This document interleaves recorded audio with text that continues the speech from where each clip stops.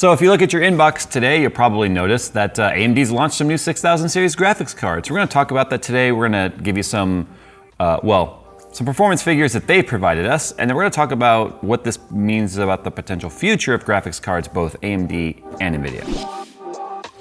With its updated design offering support for large GPUs, the all-new H1 from NZXT brings big performance to small form factor gaming. The new H1 features larger ventilation for improved cooling and a new exhaust fan to increase air exchange efficiency, helping it to keep even the most demanding components cool. Taking the guesswork out of parts compatibility, the new H1 features a pre-installed fan controller, 750 watt power supply, Gen 4 PCIe riser cable, integrated AIO cooler, and pre-routed cables. To see the full list of features of the all-new H1 from NZXT, follow the link in the description below. So there's three new models that are being debuted pretty much right now. The RX 6650 XT, the 6750 XT, and the 6950 XT. So it's kind of interesting because one, they didn't do a 6850 XT. They jumped right from the 6700 series to a 6900 series. You also would be aware that there's a 6900 XT, but there's no regular 6900 non-XT model. There is a regular 6800 and a 6800 XT. So the best way to look at this is almost like the 50 model is like a super series, which is kind of what you could have considered the XT, although the XT was more like a TI series. So in keeping with tradition of making things unnecessarily confusing with naming, the best way to consider this is if this was an NVIDIA product, it would be the 6950 Super TI. This comes as no surprise. Every time one brand refreshes a lineup or comes up with something a little bit faster, or there's maturity in the process, which is 100% why this exists here, maturity both not only in the die as well as memory, you're gonna see these product refreshes kind of come out in midlife or even towards the end of life, which is something I want to talk about today regarding the prospect of new families or generations coming out if they're continuously updating and refreshing the current lineup. Now, we've got three targets here for these three cards. The 6650 XT is specifically targeted for 1080p gaming.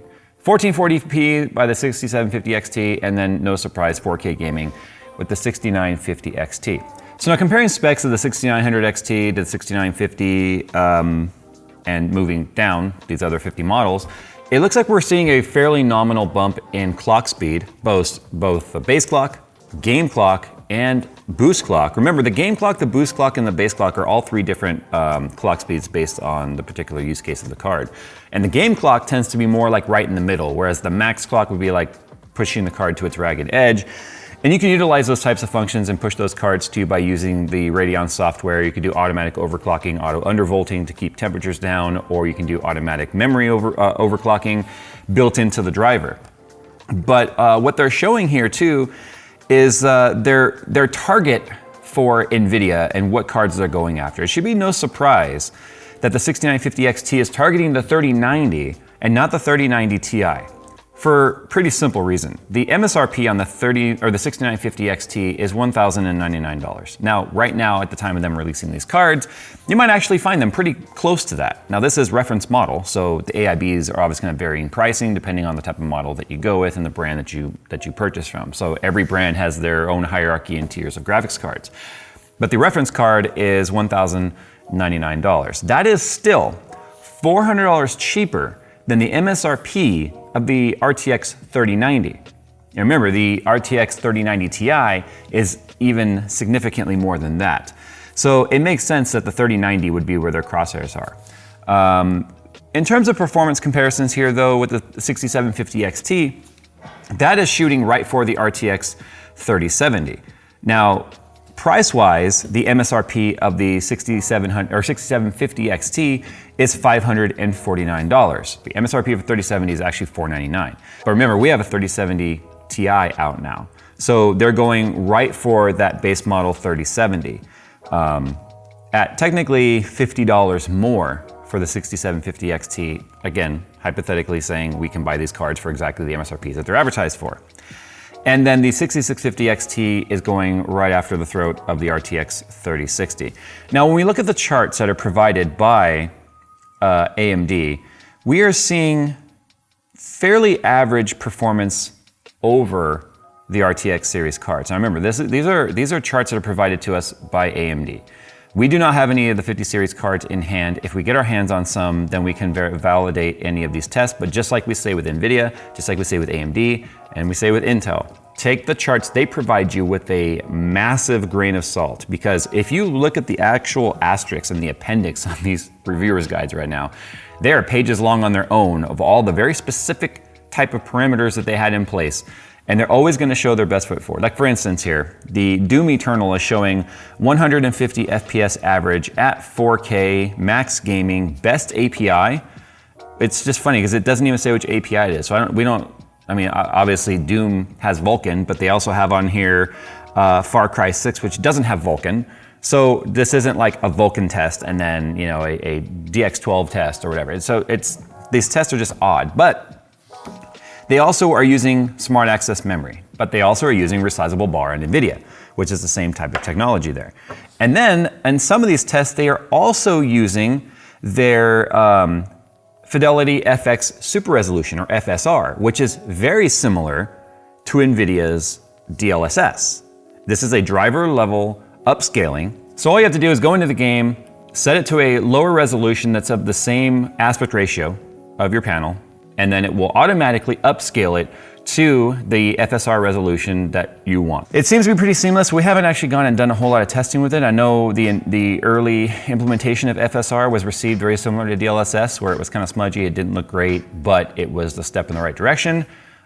This is something that I feel AMD obviously needs to keep working on to make it as good as DLSS, because that is what I think a lot of people kind of buy based on these days, or these other types of technologies that are in there. Now, one of the improvements I said I was able to find when we were doing some spec peeping here, the memory speeds, or what I said, seem to be where a good amount of this speed improvement is coming from, because the ROPs are the same, the amount of transistors is the same, everything core-wise is the same. I thought maybe kind of like you see with NVIDIA, where one of the ways that they're able to kind of like bump a tier up within the same, well, a half tier up in the same tier of card, is you'll see them sort of slightly unlock the core, where they've been locking down and shaving the cores artificially to keep their lineup where they want, and then they come up with a new card that has maybe 256 CUDA cores more just unlocked that were technically part of the die already.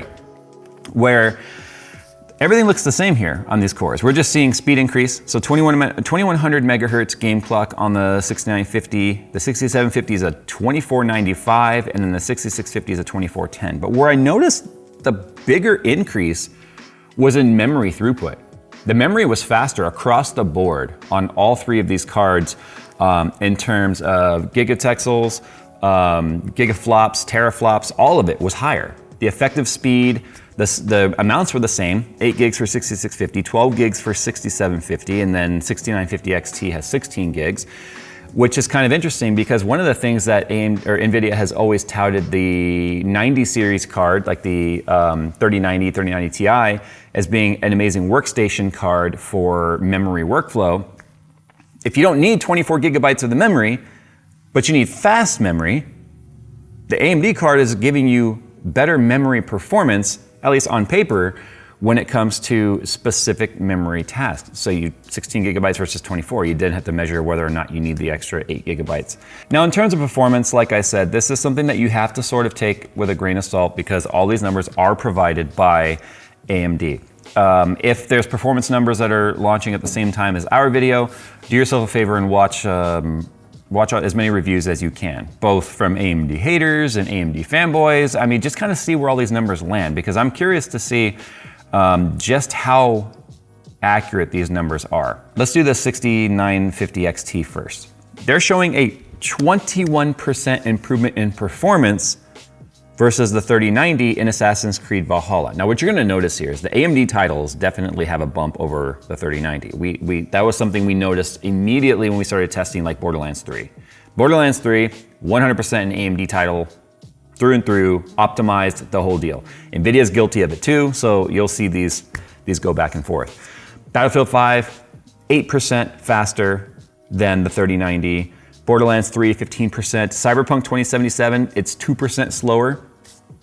These settings, by the way, were DX12 and high. These were not ray tracing. I think the moment you turn on ray tracing and let the RT cores, which are more mature on NVIDIA, do their thing, it's gonna give you better performance than the ray tracing accelerators found on the AMD cards just because of maturity. It's kind of a wash with Deathloop, 1%. Doom Eternal on Vulkan, Ultra Nightmare, 10% faster AMD, 27% faster in F121. That is also an AMD title. Grand Theft Auto 5, 4% slower versus the 3090, 25% faster in Hitman 3, again an AMD title, and then Resident Evil Village, 22% faster. So right there, you can see how a $400 cheaper card beating a $400 more expensive card is kind of a big deal. If rasterization performance, just straight up FPS, don't care about ray tracing, don't care about any of that, you can see how you'd be leaning towards AMD. The numbers pretty much transfer over to the 6750 versus the 3070. 21% faster in Assassin's Creed, 9% faster in Battlefield 5, but it is slower in Control, it is slower in Cyberpunk, it is slower in Forza Horizon 5, it is slower in Metro Exodus, it is slower in Overwatch. All of those titles are very notoriously leaning towards NVIDIA in terms of performance bias. Everything's kind of landing exactly as where we would expect. But where it gets kind of bad for NVIDIA here, the 6650 XT, which has an MSRP of $399, only loses in one title by 2%, and that's Grand Theft Auto 5. 37% faster in Assassin's Creed Valhalla versus the 3060, 27% faster in Battlefield 5, 40% faster in Borderlands 3, 43% faster in F121, 25% faster in Hitman 3, 27% faster in Ghostwire Tokyo. I don't know anything about that game.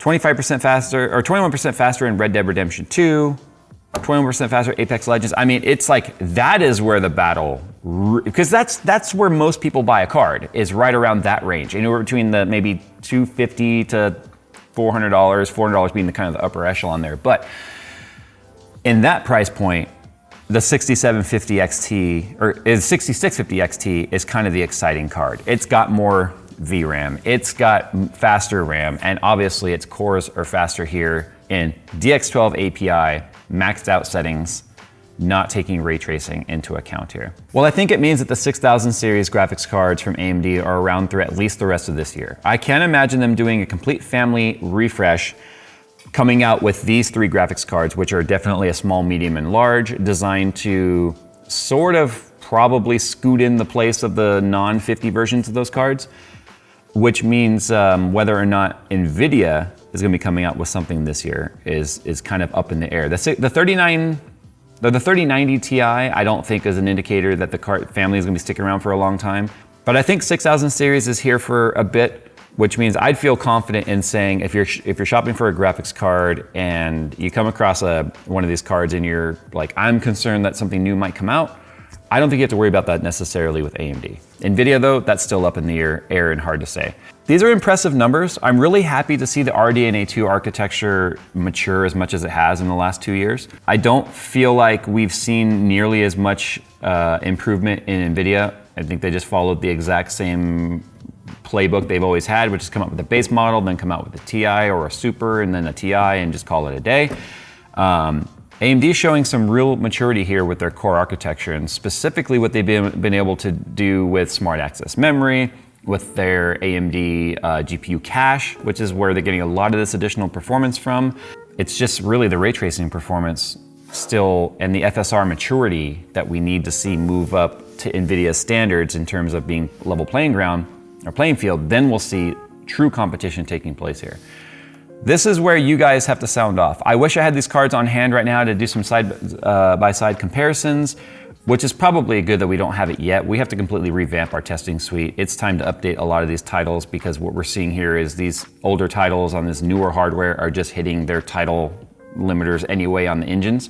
So it's time for us to completely revamp, and if we get these cards in hand, then that'll be a good time for us to just start these tests all over again and just do the hundreds and hundreds of hours it takes to start going through all the cards that we still have on hand and get some realistic numbers for them.